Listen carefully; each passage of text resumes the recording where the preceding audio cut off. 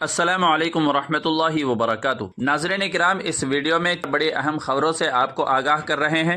مختصر وقت میں آگاہ کرنے کی کوشش کی جا رہی ہے۔ آپ سے گزارش یہ ہے کہ ویڈیو کو آخر تک دیکھنے کے بعد اپنے دوستوں کو بھی شیئر کر دیجیے گا۔ جی ہاں ناظرین کرام، سب سے پہلی خبر مساجد درگاہوں سے متعلق ہے۔ ممبئی میں واقع مساجد درگاہوں اور مدارس پر سے لاؤڈ اسپیکر اتارنے اور اہم دستاویزات جمع کرنے کے ممبئی پولیس کے نوٹس کے خلاف وکرولی پارک سائٹ کی مساجد کے ذمہ داران نے APCR نے آج ممبئی ہائی کورٹ میں ریٹ پٹیشن داخل کی ہے۔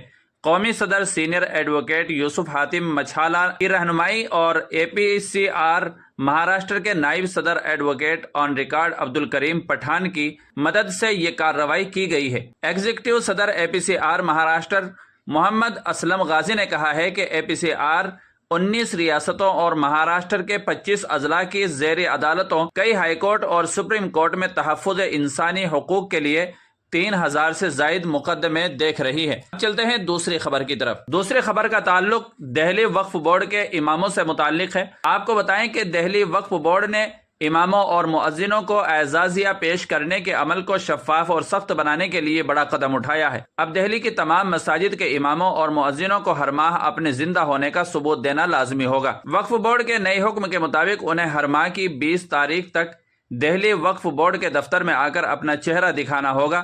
ان کی حاضری پچنگ مشین کے ذریعے سے درج کی جائے گی، جس سے یہ یقینی بنایا جا سکے کہ اعزازیہ صحیح شخص کو ہی ملے۔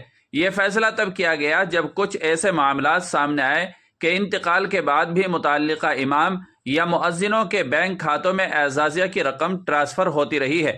وقف بورڈ کی جانب سے کی گئی تحقیقات میں پتہ چلا کہ 4 سے 5 اماموں کے کھاتوں میں ان کے انتقال کے بعد بھی کچھ ماہ تک اعزازیہ کی رقم ٹرانسفر ہوتی رہی ہے۔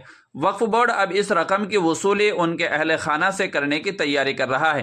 پہلے یہ انتظام تھا کہ اماموں اور مؤذنوں کو ہر سال میں ایک بار ہی اپنے زندہ ہونے کا ثبوت دینا ہوتا تھا، لیکن اب گڑبڑی کے بعد اسے ہر ماہ ضروری قرار دیا گیا ہے۔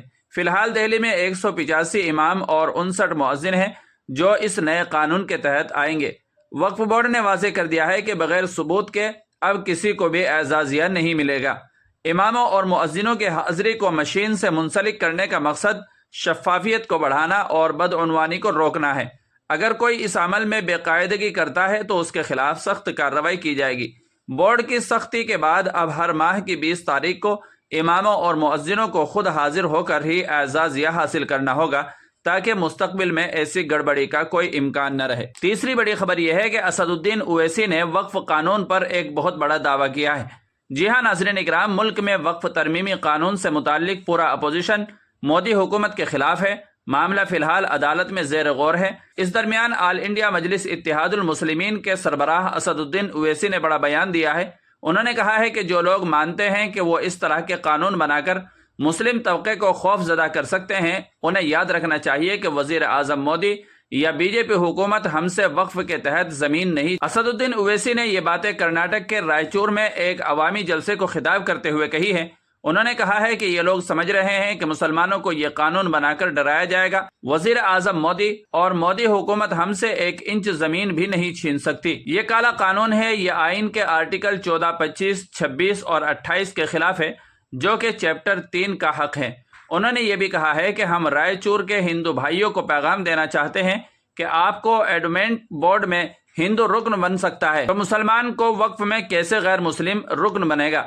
حیدرآباد کے رکن پارلیمنٹ اور مجلس اتحاد المسلمین کے سربراہ اسد الدین اویسی نے کہا ہے کہ وقف قانون میں 5 سال کے التزام پر سوال اٹھائے گئے ہیں۔ یہ 5 سال کے مسلمان کا قانون کیا ہے؟ یہ 5 سال کا ضابطہ کہاں سے لایا گیا؟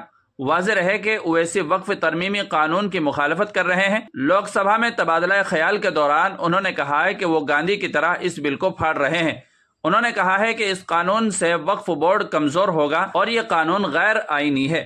تو ناظرین کرام، آپ کی اس ویڈیو کے بارے میں کیا رائے ہے کمنٹ کر کے ضرور بتائیے گا، اور چینل پر پہلی بار آئے ہوں تو سبسکرائب بھی کر لیجیے گا۔ چلیے پھر ملتے ہیں اگلی کسی دوسرے اپڈیٹ کے ساتھ میں۔ السلام علیکم ورحمۃ اللہ وبرکاتہ۔